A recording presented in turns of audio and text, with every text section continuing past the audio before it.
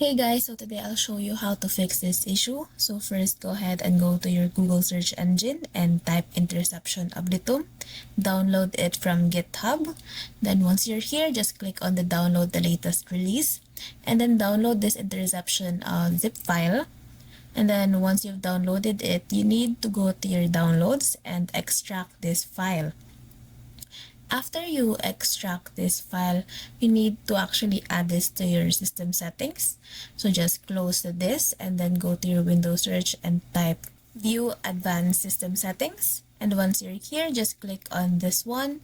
And then you need to find your path. Just click that and click on Edit. Then click on New. Then click on Browse. And then in here, just go ahead and find your interception folder.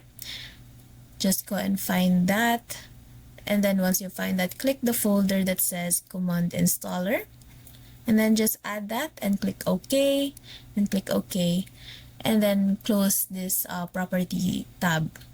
Next, you need to go to your CMD, run as administrator, and then in your file, tab in here, just type install-interception.exe.